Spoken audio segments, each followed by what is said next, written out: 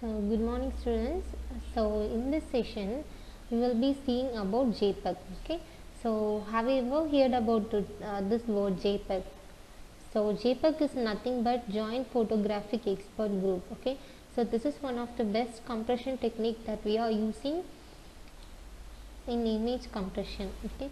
So while completing this topic you will be able to explain what is image compression and what are the types of image compression and explain what is image compression. Okay. So first let's see what is image compression. So why we are going for image compression is, so we all might have got a notification in our mobile phone is that your storage space is insufficient, right? So that may be due to the large number of storage space of particular file or video or document or whatever it can be. So in order to reduce that file and in order to improve the space in our mobile, we will be going for compressing the particular files or data or whatever it is. So in this case we are going to compress an image. So for compressing an image and storing, we are using this technique called compression. So while compressing an image, it can be either lossless or lossy. So what is lossless? So lossless is nothing but it is a compression algorithm in which it can be perfectly reconstructed from the original data. Okay. So but in case of lossy, there may be some amount of information that can be discarded or lost when they are decompressed with 100% originality. Okay. So now the overview of JPEG. So as I told you, it stands for Joint Photographic Expert Groups. Okay, so this particular name is created by the JPEG standard. So in addition to this, this algorithm takes an advantage that we all know that human eyes can see only the visible spectrum light range. Okay, so we cannot see the light at higher frequencies. So this high frequencies can be eliminated by using this particular technique called as compression. So in addition to that, this JPEG compression will also work best on the image with smooth color transfer. Okay. So next thing is, what is JPEG compression? So JPEG compression is mainly the lossy compression. Okay. So the degree of the comparison can be adjusted between the storage size and image quality, and they can be compressed in the compression ratio of 10:1 with a little perceptible loss in the image block diagram. No? So that is the thing.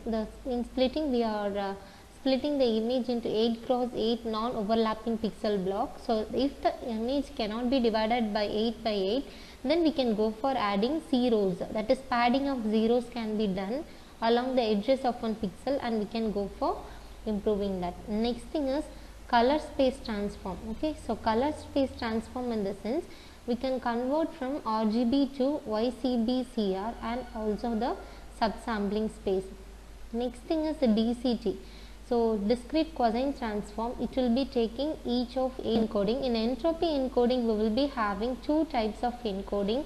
That is, either we can go for choosing run length coding or Huffman or arithmetic coding. Okay. So first thing, splitting. So let's see with an example. So this is the original image. It is obtained with an 8x8 dimension. Now we are going for summing up to 64 units in total. So each of this unit is called as pixel. Okay. So this smallest pixel value is called as the smallest in any image. So step 2 is we are going to convert RGB into YCBCR conversion. Okay. So we are making use of YCBCR model instead of RGB model. So precision of color by the human eye is very less. So in order to convert that, we are going for creating a simple color space model, RGB per pixel, and also in addition to that we are using YCBCR model. So Y in the sense brightness, and CB color blueness, and then CR color redness. Okay.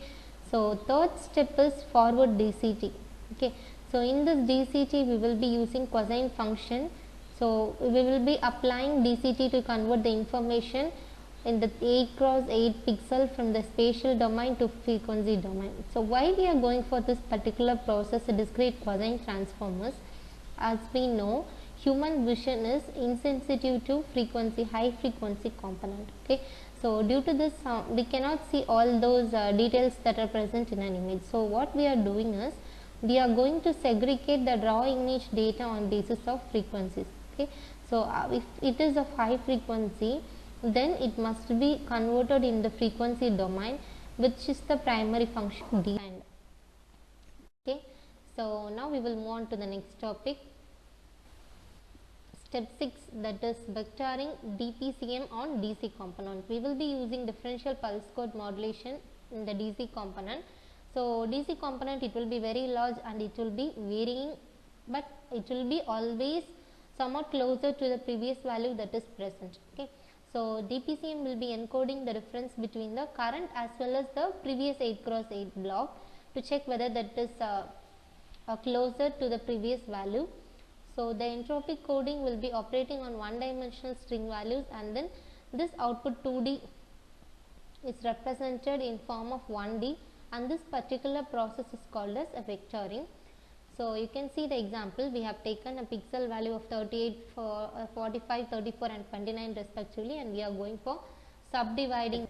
Okay, so next step is RLE on easy components. Okay, so RLE in the sense run length encoding, it is applied for the AC component. So here we are using 1 cross 63 vectors which has lot of zeros in it, and we are encoding a skip and value pairs, where skip denotes the number of zeros preceding a non-zero value in the quantized matrix, and the value is the actual coded value of the non-zero component. So here 0, 0 is in this end of block sentimental value. Okay, so and then it can be discarded. So only the number of zeros that is 10. So next thing is Huffman coding. So Huffman coding in the sense it will be replacing the longest string of binary bits by a string of shorter code, but you all know that, no? So instead of using 100, I can go just replacing that 4 bits by a particular alphabet like A. So if there is a more frequently repeated bits, then I can go for replacing that particular 4 bits or 3 bits or whatever it is. So instead of using 3 or 4 bits, I can store it using a particular single representative bit. Okay, so that is the main advantage in Huffman coding. So here the length of the code is a function of its relative frequency of occurrence. So normally the table of code word will be the set of codes that can be pre-computed by using Huffman coding algorithm like DPCM encoded DC. Okay, so here we will be considering the size and amplitude. So what is size is, it will be indicating the number of bits that is needed to represent the coefficient, and the amplitude contains the actual bit needed to be done. Okay, so now let's see the merits of JPEG compression. So it will be working very good in color as well as grayscale images, but it is not that much applicable for binary images. So next thing is, it can work up to 24-bit color image, unlike GIF, that is graphical interface surface. Okay, so next thing is target photographic quality images, and then it is also suitable for satellite, medical and general photography. Okay, so now it's your turn, students. So we will see a quiz question based upon image compression. So which of the following file format is an example of lossy compression? Okay, so option A GIF, option B PNG, option C JPEG and option D. Okay, so hope you all understood why we are going for image compression, and what are the steps that is involved in image compression, and how we are compressing an image, and you also know the block explanation of each and every blocks that are present within this image compression technique. Hope you all had a very useful session. Thank you.